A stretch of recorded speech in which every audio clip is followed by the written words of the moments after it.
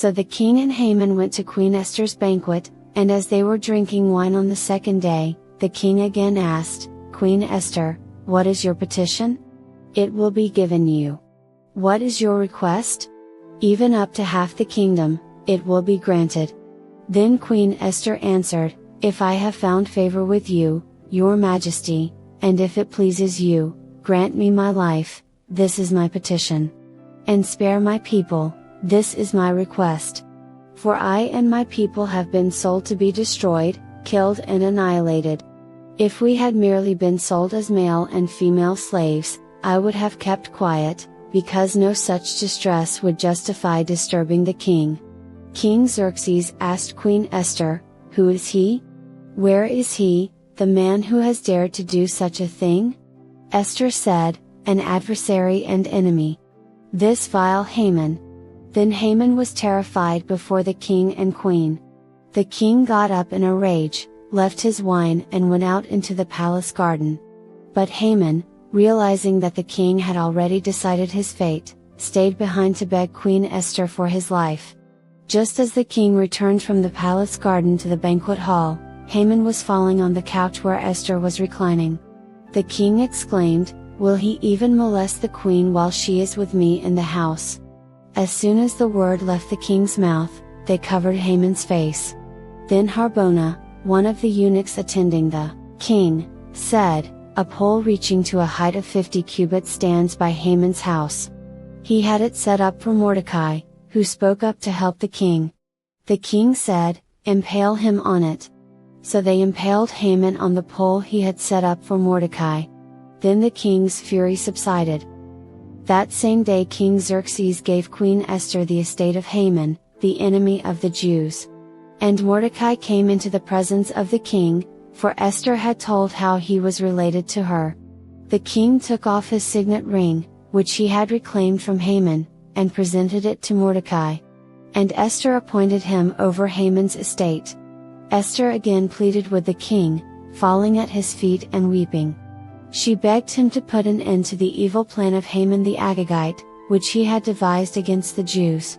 Then the king extended the gold scepter to Esther and she arose and stood before him.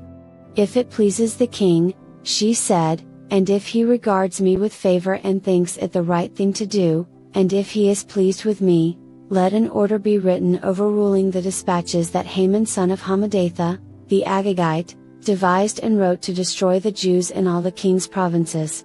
For how can I bear to see disaster fall on my people? How can I bear to see the destruction of my family?" King Xerxes replied to Queen Esther and to Mordecai the Jew, "Because Haman attacked the Jews, I have given his estate to Esther, and they have impaled him on the pole he set up. Now write another decree in the king's name in behalf of the Jews as seems best to you, and seal it with the king's signet ring, for no document written in the king's name and sealed with his ring can be revoked." At once the royal secretaries were summoned, on the 23rd day of the 3rd month, the month of Sivan. They wrote out all Mordecai's orders to the Jews, and to the satraps, governors and nobles of the 127 provinces stretching from India to Cush. These orders were written in the script of each province and the language of each people and also to the Jews in their own script and language. Mordecai wrote in the name of King Xerxes, sealed the dispatches with the king's signet ring, and sent them by mounted couriers, who rode fast horses especially bred for the king. The king's edict granted the Jews in every city the right to assemble and protect themselves, to destroy, kill and annihilate the armed men of any nationality or province who might attack them and their women and children, and to plunder the property of their enemies. The day appointed for the Jews to do this in all the provinces of King Xerxes was the 13th day of the 12th month, the month of Adar. A copy of the text of the edict was to be issued as law in every province and made known to the people of every nationality so that the Jews would be ready on that day to avenge themselves on their enemies. The couriers, riding the royal horses, went out, spurred on by the king's command, and the edict was issued in the citadel of Susa.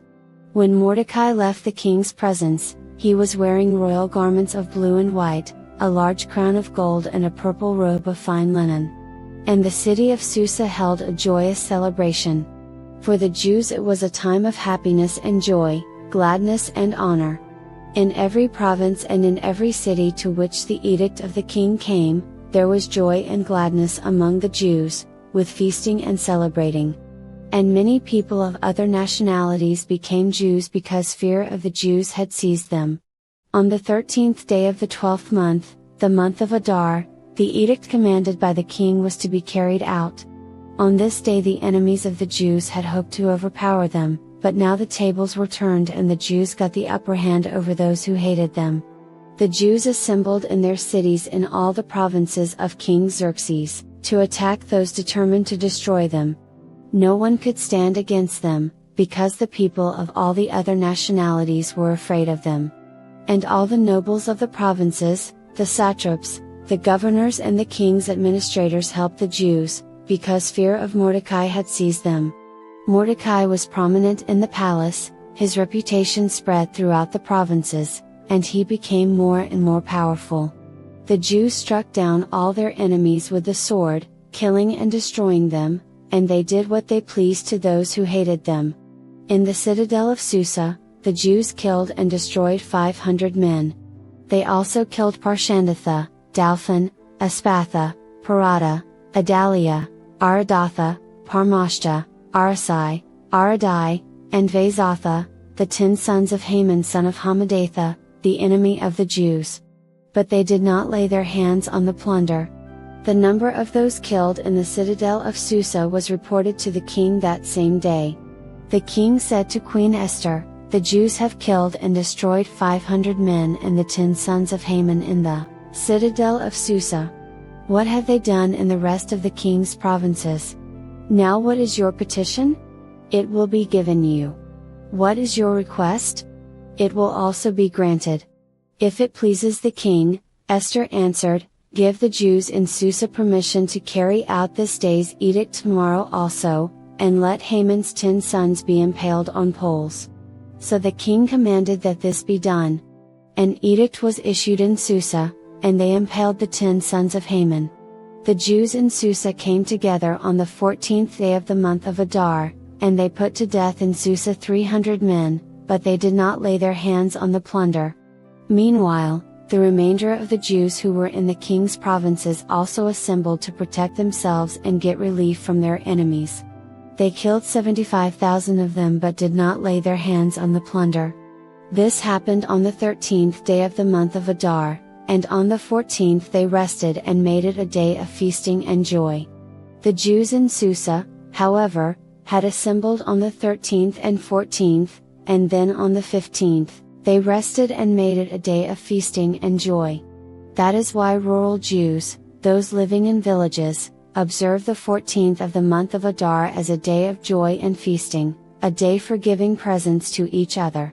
Mordecai recorded these events, and he sent letters to all the Jews throughout the provinces of King Xerxes, near and far, to have them celebrate annually the 14th and 15th days of the month of Adar as the time when the Jews got relief from their enemies, and as the month when their sorrow was turned into joy and their mourning into a day of celebration.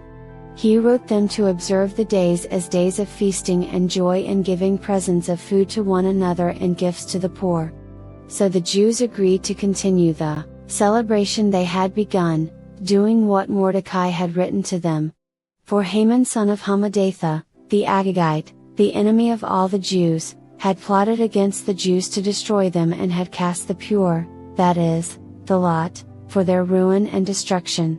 But when the plot came to the king's attention, he issued written orders that the evil scheme Haman had devised against the Jews should come back onto his own head, and that he and his sons should be impaled on poles.